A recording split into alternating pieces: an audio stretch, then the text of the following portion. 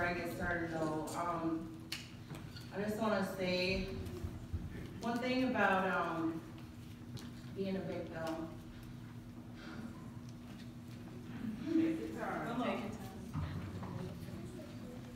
Is that they don't believe that anyone understands their pain, believe that they're misunderstood, and sometimes we are. But I'm going to tell a little bit of my story today because it's really important to me that you understand and that you know that you're not alone. This journey that you're on, you don't have to do this alone. And I want you to know that there's hope. No matter how hopeless you feel, something brought you here today. Amen. I choose to believe that it was the Spirit of God that sent you here. I choose to believe that. You came here today for something. And it's my hope for you today, the desire of my heart, is that you walk away today with that something. Today is not my day. Today is your day. Your day. But before I get into my message, I would like to pray for the words, and I have to ask Sister Melissa if she can pray from where she went off. Galatians 3. Amen. Amen. Heavenly Father, we all can hear me, amen. Yes. Heavenly Father, we thank you for your vessel who has come before us. Lord, we ask that you anoint the lips of my God, Lord, that as she speaks, that we hear your voice, Lord, that she says everything that you are telling her, and that is your word. In Jesus' name, I pray that you bless it and have it touch our hearts, Lord. Have us come out changed and renewed and full of the meaning that we are a masterpiece. In Jesus' name I pray. Amen. Amen.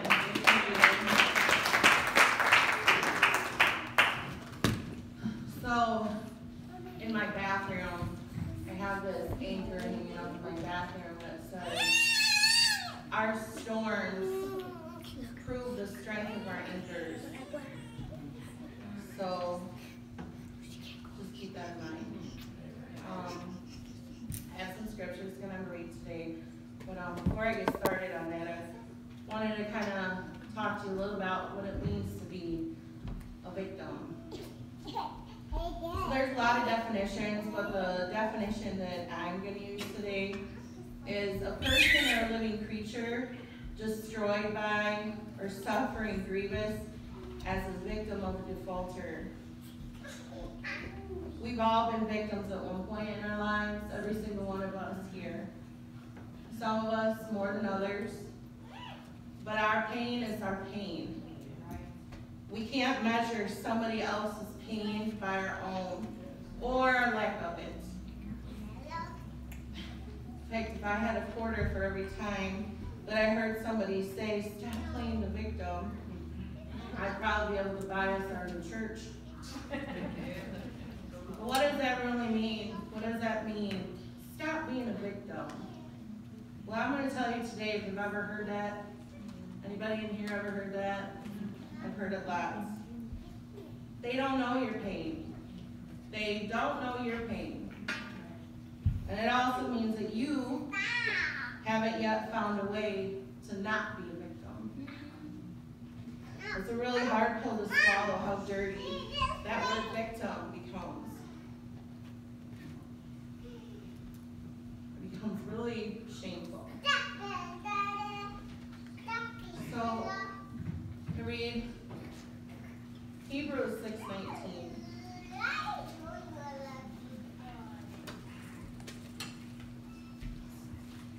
I know quite a bit about being hopeless. I've lived probably most of my life feeling hopeless.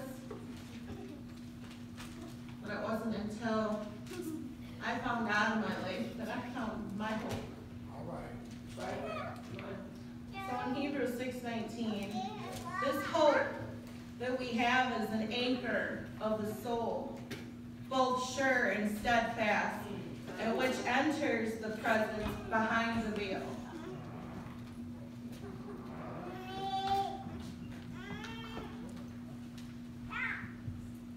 being hopeless, the things that I've gone through in my life, the enemy was the anchor of my soul. Before I found the Lord. This is what my victim used to look like. I'm nobody. I'm unloved. I'm never going to be anything. I'm a failure. I'm not good enough. I'm not worthy. I'm weak. Nobody cares. I don't deserve to live. I'm depressed. I don't want to live. I should just give up. I'm a good for nothing. I have to prove myself. I don't fit in. I'm ugly. Nobody believes in me. That's a pretty big responsibility to hang on to those things. But that's what my victim looks like.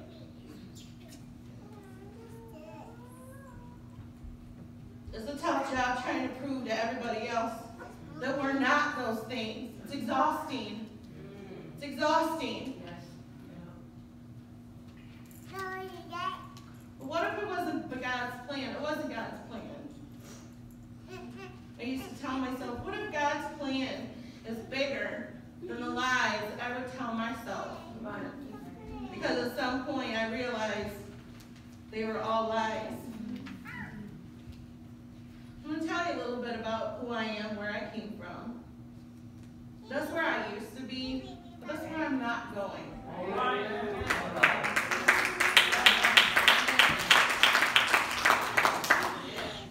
So I grew up in a pretty nice home, nice family, good parents, loving parents.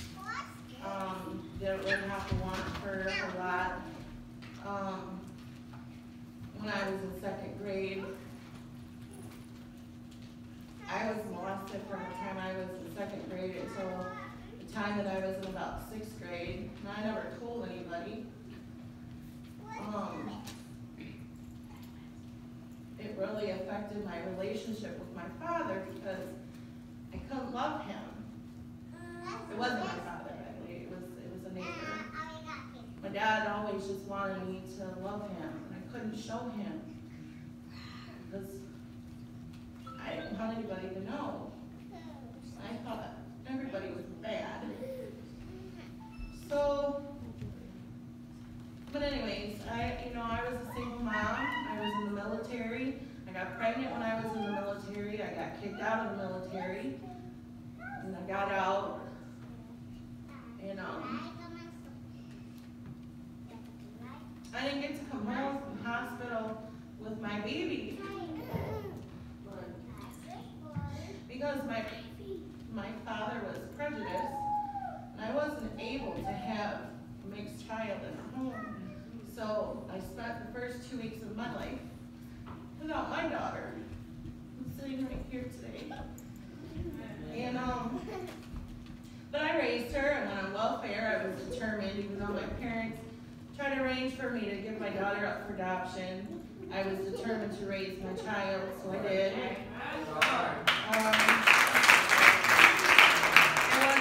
That was never God's plan for me, see.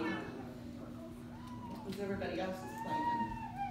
So, fast forward up to about my 20s, I went through some other pretty rough stuff, and we've got kids in here, and I don't want to get too into it, but we'll just say I've had a lifetime of sexual, physical abuse. But my relationship with my father was so strained. I couldn't love him. We fought all the time. And when we would fight, my dad would tell me, you're going to make me have a heart attack. When my father died 22 years ago, we've been fighting. We weren't getting along. Because I was fighting him and I fought him.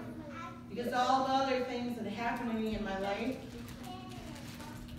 I I was believing the lies the enemy told me from the age of, when I was in 2nd to 6th grade. But my father passed away of a heart attack. So I spent the next 18 years of my life thinking that I killed my father. When all I ever really wanted was to have a relationship with him. Inside of me, I wanted him to know I loved him. Inside of me, I wanted to be that proud, that daughter that he was proud of. But he died when I was believing I was a failure.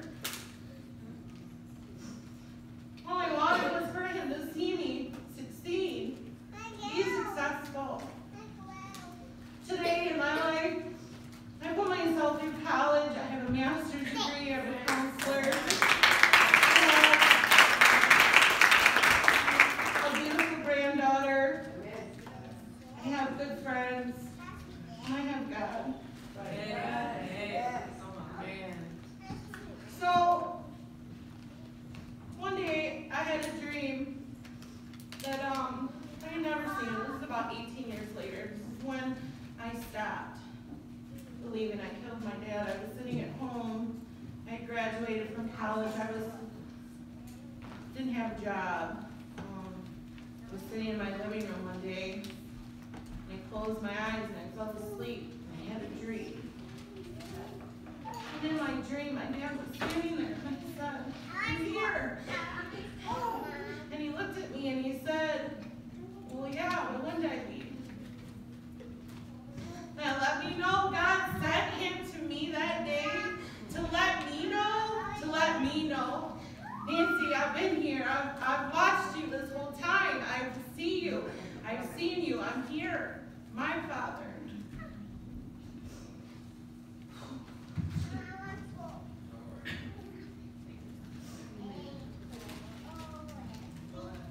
I believe that all those things that happened to me were my fault, that I deserved it.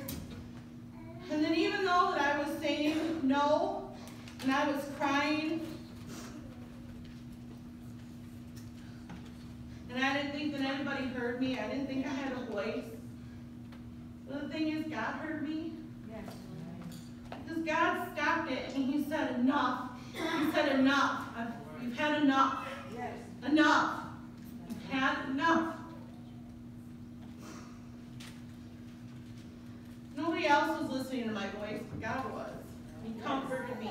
Yes. And one day, in one moment, his power gave me peace. He's ordered my steps. Yes. Every single day of my life since the day that I was born, he knew. And every single moment that I've experienced, it was important. Right. And since the day that I was born, and experienced my own pain, my suffering, it was for this moment today. This day today, so that I can stand up here today for you, August 18th, 2018, today, the day that God had already had planned in my birth, just to tell you that you don't have to suffer anymore.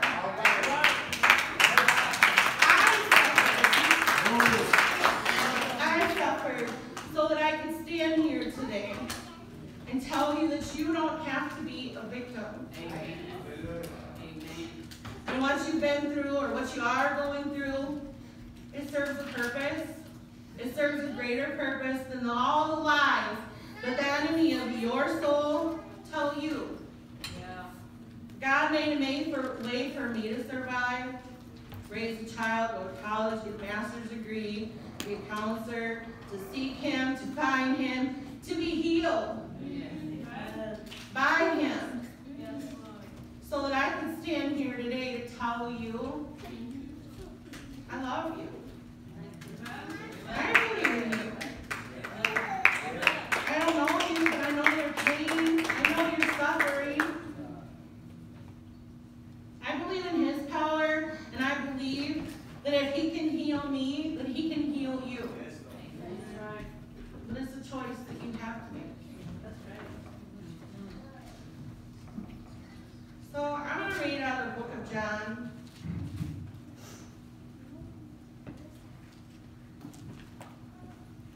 chapter 5, verse 4 through 7 through 8. For an angel went down at a certain time into the pool and stirred up the water. And then whoever stepped in first after the stirring of the water was made well of whatever disease that he had. Now, a certain man was there who had an infirmity 38 years. When Jesus saw him lying there and knew that he had already been in that condition a long time, he said to him, "Do you want to be made well? Do you want to be made well?" Do you hear me? Do you want to be made well? The sick man answered him, "Well, sir, I have no man to put me into the pool. When the water is stirred up, but while I'm coming, another steps down before me." Jesus said to him, "Rise up, take your bed, and walk." Yes. So I'm just going to break it down a little bit so you can kind of get an understanding of what some of this means. So first of all, Bethesda, the definition of it means a house of mercy. It was a pool near what's called the Sheep Gate of Jerusalem that was known to have healing properties. So, and there were often found to be many sick people that were waiting for the waters there to be stirred up. Because it was during the stirring that the time of healing was the most powerful. Another important was an angel. What is an angel? In this case, it's a messenger. Can't see it, but it was a messenger. And it also kind of means to carry. So this particular angel may not have been one that could see, but it was known to be there. People knew it was there because of the stirring of the waters. Every time the stirring of the waters would come, they knew the angel was there. And a certain time. What is a certain time? A certain time is the Lord's time. Angels, they're messengers of the Lord. So the Lord set the time. It's the waters are stirring. That's the Lord's time. Amen. Lord was telling that messenger, stir up the water. Stirring up the water also means trouble in the waters. Yes. Think of trouble in your life, being stirred up. After the stirring of the water, after the troubles being stirred, these people were made well, they were healed. And then a certain man who had an infirmity for 38 years. I know my infirmity lasted probably about that long. But this man was crippled for 38 years. The thing is that Jesus knew his condition. He knew. He was there at the pool waiting for him. All the people that were laying there, he chose him. He chose him. Yes. But this man who was being passed up by everybody else who had gotten there first, he got there much quicker than he did. But it says he, the man who had waited, he was chosen and he was asked, "Do you want to be made well?" Jesus gave him a choice. And after all his years of crippling and his illness, to be made well. But the man, he didn't think that he could do it. And Jesus told him to walk up and take your bed. Yes. The bed that he's been lying in for 38 years. This bed of crippling sickness. To pick it up and carry it and walk. Jesus healed this man. And he was able to walk. He picked up his bed. He walked. The bed, I don't know about you, but that's pretty heavy. I can't pick up a bed. That's heavy. I could barely pick up a case of water, let alone a bed. So what's the point of all this? What's the point of all this story? The point is that some of us have been crippled for so long, for so many years, and we try to get to that place of healing, but we just can't seem to make it there. Along the way, everybody just passes us by. They don't stop to help. They don't stop to offer a lending hand. And then it seems to just slow us down.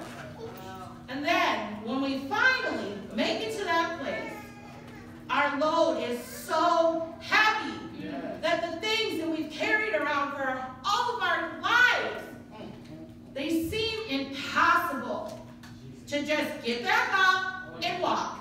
Come on now. Oh, yeah. But the thing is that Jesus, he gives us a choice. Right. He knows the condition that we are in. I know that because that's what the word says. And the word is the truth. Right. He knows our condition. He knows how long that we have suffered. He's waiting for us to come to him. Yes, Lord. And then when we get there, we get a choice. Do you want to get well? All right. Do you want to get well? How badly do you want to be healed? I know you're tired. I was tired. I was tired of being tired. And I was tired of being tired of being tired. Come on. But Jesus also knows that we are tired. And he's waiting for you at the pool of Bethesda. He's waiting right there for you. It didn't say that there was only like one person there that got healed. It was a whole bunch of people getting healed. It's for everybody. His healing is for each and every single one of us. I know that you don't want to hurt, and I know that you don't think that you can make it to your pool of Bethesda. I didn't think that I could. But you've been patient, and you've made it this far. I know you have because you're all sitting here today. Like I said earlier, you all came here for something. Something. You're here today at your pool of Bethesda. The Lord is here. The Lord is here. He's here. And he's giving you a choice today to get well. Do you want to be well? And if you're telling yourself yes, if you're remembering now every single thing in your life that has ever been crippling you, and you're telling yourself, I don't want to hurt anymore. I'm tired. I'm tired of watching everybody else pass me by. I'm telling you, pick up your bed, carry it, and walk. If we put half as much effort into our suffering as we do into our healing, we put half as much effort into finding him, you can be healed. You've endured it this long. You've endured it this long. There's a promise here. There is hope. It says here that all you have to do is just get there. Your healing, it's only steps away. If you made it this far, which you have, like I said, you want to be here. In all of your pain, there is a blessing. It hasn't been for nothing. It hasn't been in vain. You've all been chosen, each and every single one of you. He sees you lying there in your condition. He knows. He's waiting for you. How badly you want it. How badly you suffered long enough. And today you have a choice to heal. The water is stirring. Are you going to take up your bed and walk, or are you going to wait till another certain time? You don't know when the time will come, because that's in his time. But today, you get to get up and walk. Yes, Lord. In the book of Matthew,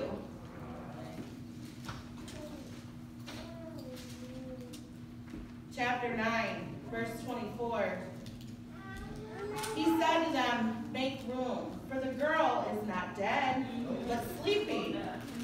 They ridiculed him, but when the crowd was put outside, he went in and took her by the hand, and the girl arose. We jump down to verse 28. And when he had come into the house, the blind men came to him, and Jesus said to them, do you believe that I'm able to do this? And they said to them, yes, Lord. Then he touched their eyes, saying, according to your faith, let it be to you. And their eyes were open.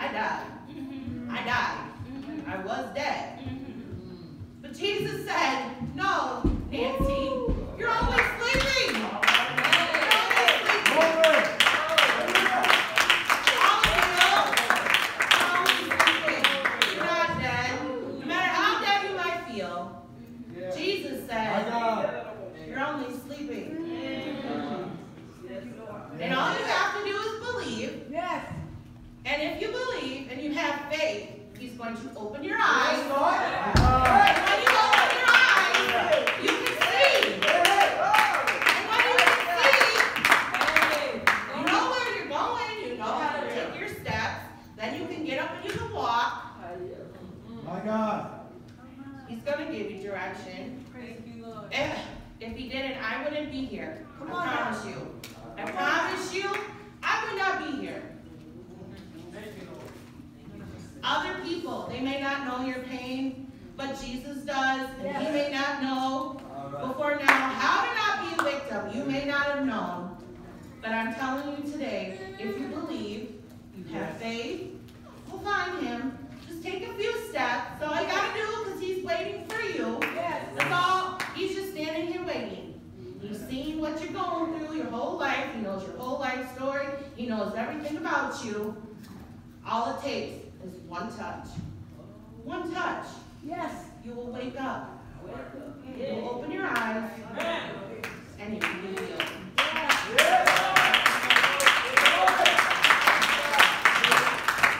I want to share with you why it is that I know that.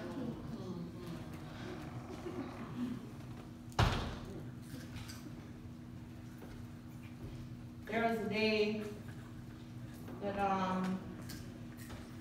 was driving one day and I was so depressed. I was contemplating driving off of the bridge because I was tired.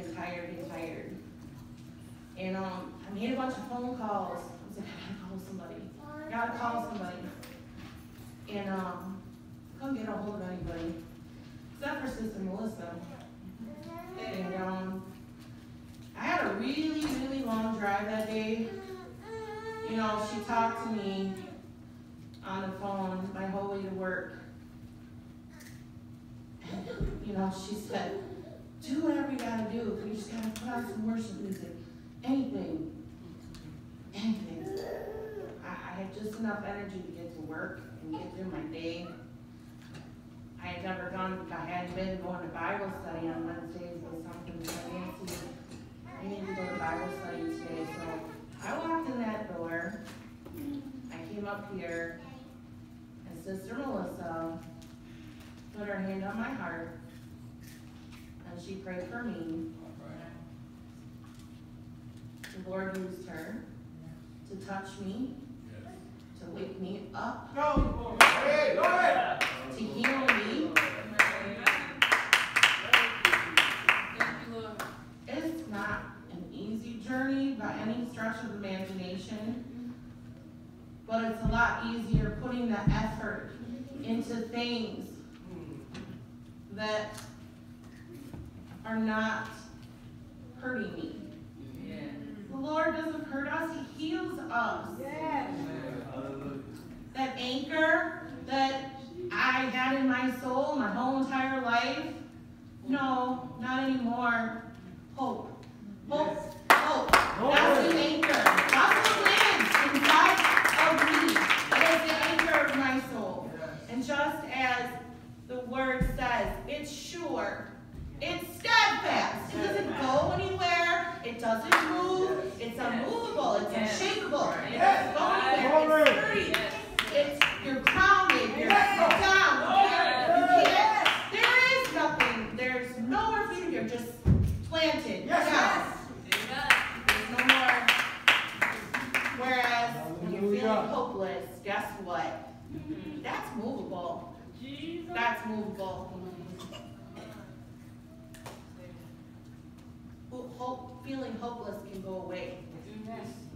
But hope, the Lord's hope, is love. If you believe and you have faith, it goes nowhere. It lasts forever. Forever. Forever.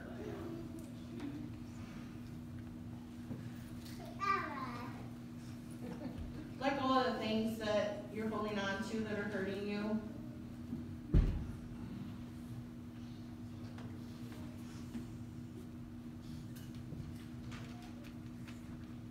I made it. I know what it feels like to hurt. I know what it feels like to not have anybody believe in you. I made it my personal mission in my life to look at people, that they're feeling hopeless. I made it my personal mission to give them hope. Yes. The same hope that I was given. That's where my anchor's at. Yes. Hallelujah. Because I had faith and I believed. all it took. If it wasn't for all those things, I couldn't be standing here telling you this today. So, before I go, there's a song that I wanted to play for you, and I just wanted to kind of close your eyes and think about it. I don't know what any of you guys are going through, but you're gonna be okay. Those lies that the enemy tell you that you're nothing, that you're never gonna get anywhere, that this is just where you're supposed to be, that you're supposed to be broken, they're just lies. They're just lies. You're gonna be okay. So I just want you to think about this is a place, and I hope that this encouraged you today, encouraged